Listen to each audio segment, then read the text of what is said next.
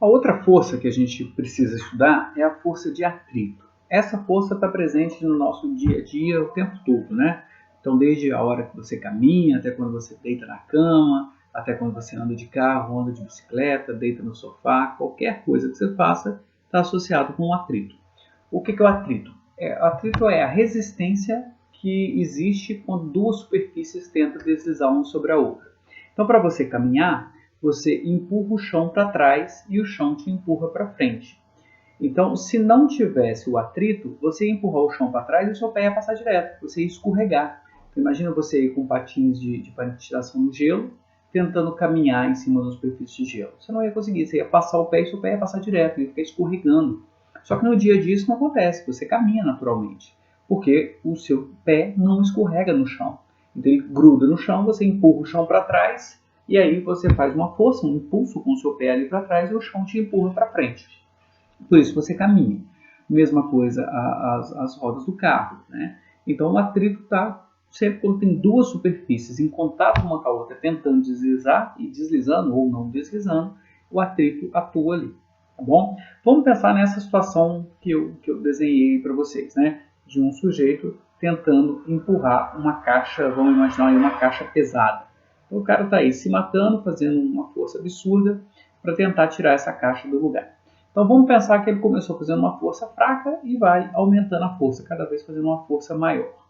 O que a gente sabe? A gente sabe que esse sujeito ele está fazendo uma força sobre a caixa, né? Vou chamar aqui de força H, que é a força do homem. Então ele está fazendo uma força para tentar empurrar essa caixa. A caixa não se moveu, ele fez uma força, por enquanto, pequena. A caixa não se moveu. O que me diz a primeira lei de Newton? Que se o objeto está em MRU, quer dizer que o somatório das forças é zero. Mas eu sei que existe essa força H na caixa. E mesmo assim o objeto está parado. Então não tem jeito. Newton fala para mim que deve ter uma outra força contrária a essa força aí, ó, que segura a caixa. Porque se não tivesse, a caixa estaria em movimento. Pela segunda lei. A segunda lei fala que se o somatório das forças não for zero, esse objeto está acelerado. Mas quando o cara está fazendo a força ali, ó, a caixa continua parada. Então deve surgir uma força contrária que não deixa essa força se mover, essa caixa se mover. Essa é a força de atrito que existe entre o fundo da caixa e o chão. E aí vamos supor que o sujeito continua aumentando a força. Então ele aumenta essa força aqui, ó. Mesmo assim a caixa não se move, quer dizer que o atrito deve ter aumentado também. Ah, mas ele faz uma força maior ainda. Bom, e ela ainda não se moveu. Então quer dizer que o atrito também deve ter aumentado. Mas aí você fala, mas vai chegar uma hora que ele vai conseguir pôr essa caixa em movimento. Sim, vai chegar uma hora que ele põe. E aí quando ela começa a se mover, quer dizer que a força que o homem estava fazendo foi maior do que a força de atrito. Então o que a gente já pode concluir daqui? Que existe um atrito quando eu estou empurrando um objeto e esse objeto não se move, certo? Esse atrito a gente chama de atrito estático. Por quê? Porque é um atrito que existe mesmo quando o objeto não está se movendo, certo? E aí, então isso, atrito estático é quando a força que o homem faz é igual à força de atrito. Então mesmo que ele fizer uma força pequena, a força de atrito também é pequena. Faz uma força maior, a força de atrito aumenta. Faz uma força maior, a força de atrito aumenta. E o objeto parado. Então isso é o que a gente chama de atrito estático. Até que chega uma hora que o objeto entra em movimento, certo? Nessa hora, a gente vai falar que o atrito estático é máximo, certo? É a hora que ele foi fazendo força, foi aumentando a força, até que o objeto começa a se mover. Nessa hora, o atrito estático era máximo, e o homem atingiu ele e consegue pôr o objeto em movimento. Então, existe uma força de atrito estática máxima, certo? Essa força a gente sabe como calcular. Ela é calculada por um μ, essa letra grega. A gente põe aqui eu estou chamando de estático, muitas vezes, e até no livro, vai chamar de cinético, certo? Pode chamar de cinético também. Vou tentar chamar de cinético, mas às vezes eu vou esquecer e chamar de estático. Mas cinético é igual a estático nesse caso. Então, essa é a letra grega μ, μc de μ, cinético, vezes a normal, certo? É natural que dependa do normal, porque quanto mais pesada for a caixa, mais força ela vai fazer no chão, mais força o chão vai fazer contrário. Então a força de atrito depende desse contato, né? Se essa caixa fosse levinha, ela ia pressionar o chão com pouca força. Então ia ser mais fácil de movimentar ela. Então quanto maior a normal, quer dizer que maior a força de superfície entre os dois. Por isso que a normal entra aí na força de atrito. Então, fiquem atentos. Existe uma força de atrito estática, que é quando o homem faz força e o objeto não se move. Então, a força de atrito estática é igual à força que o homem faz. Essa força vai mudando. Ela vai aumentando à medida que o homem aumenta a força. Chega uma hora que o objeto começou a deslizar. Nesse momento, a força de atrito é a força de atrito estática máxima, certo? Ou a força de atrito cinética máxima. E aí é só essa força máxima que a gente pode usar essa fórmula aqui para calcular, tá bom? Bom, e aí o objeto começa a se mover. O que a gente percebe no nosso dia a dia? Imagina você tentando empurrar um carro. Não sei quantos de vocês já tentaram fazer isso. Eu já fiz muitas vezes. Seja para ajudar alguém na rua, seja carro que eu estou que dá problema. E aí a gente tem que empurrar e pedir ajuda. E aí na hora que você começa a empurrar o carro, primeiro ele não sai do lugar. Então o atrito cinético atuando ali. Aí a gente vai fazendo força, de repente ele entra em movimento. Atrito cinético máximo, atingimos ele, passamos ele e o carro começa a movimentar. Depois que o carro está em movimento, é mais fácil manter ele em movimento. Aí às vezes as pessoas pensam que isso é uma impressão e tal. Não, não é. É mais fácil mesmo. Depois que você põe o objeto em movimento, é mais fácil manter ele em movimento. Porque agora o atrito que passa a atuar nesse caso, então, vamos colocar aqui, ó, com objeto em movimento, já não é mais o atrito estático. É o que a gente chama de atrito cinético. Bom, pessoal, vocês me desculpem, aqui atrás eu falei que era cinético. Não, aqui não é cinético, não. É estático mesmo. Eu fiz confusão, tá? Vocês me desculpem. Aqui é estático, tá? Então, agora que entra o cinético. Eu fiz confusão porque muitas vezes, ao invés de cinético, eu chamo de dinâmico. Mas eu vou tentar me policiar para só chamar de cinético. E aqui, ó, não tem o C não, tá? Vocês me desculpam, faço a correção aí de vocês. Ó, aqui é estático, tá?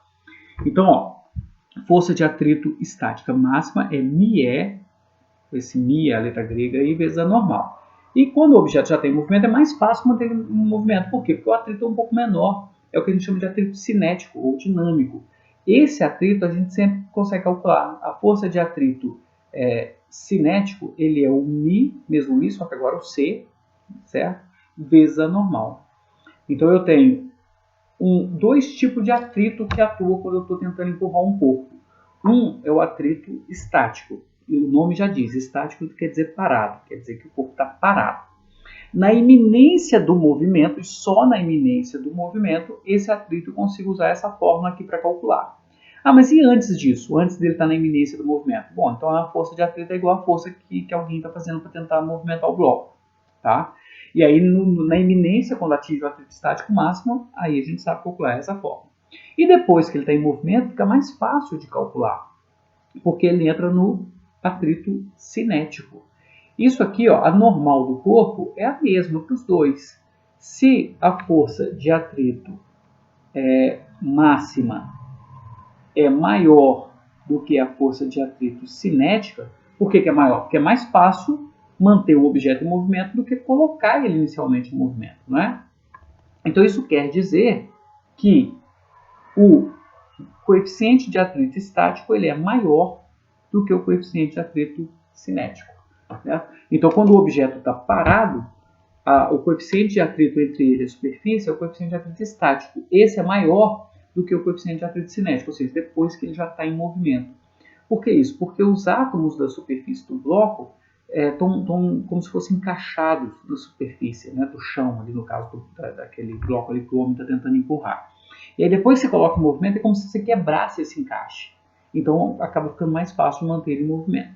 Tá bom? Uma coisa interessante que a gente pode analisar é o gráfico dessa situação. Ó. Vamos tentar analisar aqui o gráfico da força de atrito. Ó, força de atrito, só que em função do gráfico da força que o homem faz ali, por exemplo. Então o que a gente sabe? Ó? Se o homem não estiver fazendo força nenhuma, a força de atrito é zero. Aí ele começa a empurrar, ou seja, a força dele a força que ele faz começa a aumentar. Quando a força que ele faz começa a aumentar, ó, aqui, por exemplo, ele está fazendo força de 1 newton. E aí a força de atrito aqui também é de 1 newton, porque o objeto continua parado. E assim vai, ele vai aumentando a força que ele está fazendo, e aqui também aumenta a força do coeficiente de atrito estático. E assim vai, ele vai aumentando a força e as duas forças vão aumentando. Quanto mais ele faz força, mais a força de atrito aumenta também. Até que chega um ponto que o objeto começa a entrar em movimento. Então aí a gente atingiu o atrito estático máximo. E aí eu tenho uma queda, uma pequena queda aqui na força de atrito, e aí o objeto agora está em movimento. E por mais que o homem aumente a força de atrito agora não muda. Perceba, ó, aqui por exemplo ele está com uma força de 5 newtons, aqui ele está fazendo uma força de 10 newtons, aqui ele está fazendo uma força de 20 newtons. Mas independente disso, ó, aqui ó, é sempre o mesmo. É aquele μc do cinético vezes a normal. Não vai mudar. Então, depois que você atinge o atrito estático máximo, o atrito fica um pouco mais leve e fica constante. Você pode aumentar a força que ele não vai mudar. Mas nesse período aqui, ó, a força de atrito vai aumentando com a força que a pessoa faz. Quanto mais força a pessoa faz, maior é o atrito. Até que chega uma hora que não adianta, o corpo entra em movimento. Aí aqui a gente está no atrito estático máximo. Aí tem uma quedinha e o objeto entra em movimento com a força de atrito não mudando mais. A força que o homem faz pode mudar, ele pode continuar aumentando a força dele, mas a força de atrito não vai mais mudar, tá bom? Então, o que a gente pode pensar sobre essa situação? O que eu tenho aqui? Essa região é a região de atrito estático. E essa região é a região de atrito cinético. E esse pontinho aqui, ó, o ponto mais alto aqui, é o atrito estático máximo. Certinho? Então é assim que a gente analisa um gráfico com força de atrito. É a força aplicada, nesse caso aqui a força do homem, pela força de atrito. Força de atrito também a gente mede em newton, como toda força. Importante falar aqui ó, que tanto o coeficiente de atrito estático quanto o coeficiente de atrito cinético são grandezas que a gente chama de grandezas adimensionais. O que quer dizer isso? Que não possuem dimensão. Ou seja, quando eu falar que o coeficiente de atrito estático é 0,5, é só isso mesmo. Não tem unidades. Não é 0,5 metro, não é 0,5 newton, não é nada. O μ, tanto μe quanto μc, é só o número. Então fiquem atentos. Às vezes vocês ficam preocupados em sempre colocar unidade. Tem que pôr mesmo, mas tem que pôr quando existe a unidade, né? Nesse caso, existem algumas grandezas que são adimensionais. Essa aqui é uma delas. É só um número, certo? O coeficiente de atrito é 0,5, 0,2, 0,6. É só isso. É só um número. Não precisa pôr mais nada. Vamos fazer um exercício. Eu vou deixar depois uma lista lá com mais exercícios, mas vamos fazer um que está no livro aí para vocês. Ó, é o exercício 22 da página 110. Então vamos fazer aqui, ó, exercício 22, página 110. Exercício sobre atrito. Ó, um corpo de massa 10 kg, importante tirar aqui os dados, ó, 10 kg, é arrastado com velocidade constante, isso é importante para a gente, velocidade constante quer dizer MRU, e MRU quer dizer somatório de forças igual a zero, por causa da primeira lei, certo? Isso é importantíssimo para a gente aqui. Com velocidade constante ao longo de um plano horizontal por meio de uma força horizontal de 30 newtons. Então tem uma força atuando na horizontal de 30 newtons. Considere G igual a 10 metros por segundo ao quadrado, determine, letra A. Ele quer que você calcule a intensidade das forças, peso do corpo, reação normal e atrito. Então vamos lá, o que essa situação está te dizendo? Está dizendo o seguinte, você tem aqui um bloco de massa 10 kg que está sendo puxado por uma força de 30 newtons e esse cara está indo com velocidade constante, ou seja, MRU. Daqui, se eu sei que esse cara está com MRU, eu sei que o somatório das forças é zero. Não pode ter força resultante. Então não tem saída, cara. Tem que ter uma outra força para trás para contrabalançar essa. Se essa é de 30 newtons, essa força para trás também tem que ser de 30 newtons. E que força deve ser essa? Não tem jeito, deve ser o atrito. Tem um atrito aqui com o chão. Então na A eu já facilito o meu lado aqui. Ó. A força de atrito eu já calculei. Tem que valer 30 newtons. Para trás, no sentido contrário à força de 30 newtons. Tá? Além disso, ele quer que você calcule o peso Bom, mas o peso a gente já sabe calcular, é massa vezes a gravidade, então ele é 10 vezes 10, então o peso é 100 newtons, e além disso ele quer que a gente calcule também a força normal. Bom, mas ele não, esse corpo não está se movimentando na vertical, ou seja, na vertical a velocidade dele é zero. Então, se é zero pela primeira lei, essas duas forças têm que se equilibrar também.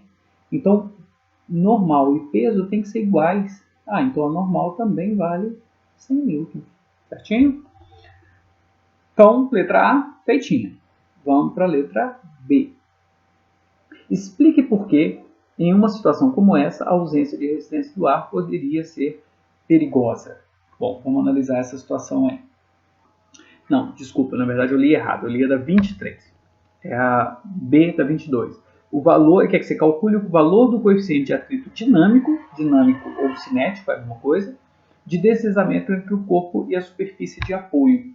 Então ele quer que você ache o μc.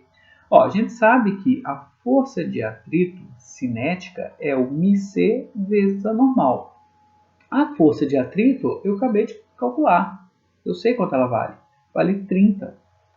E o μc eu quero achar, e a normal também eu calculei. Está aqui, vale 100. Então eu posso passar o 100 dividindo, fica 30 sobre 100, que é igual ao coeficiente de atrito cinético. Então, ó, posso cancelar aqui, o coeficiente de atrito cinético é 3 sobre 10. O coeficiente de atrito, então, é 0,3. 0,3 o quê? Nada. O coeficiente de atrito é uma grandeza adimensional. Não tem unidade. Então, a resposta é essa aqui mesmo. Tá bom?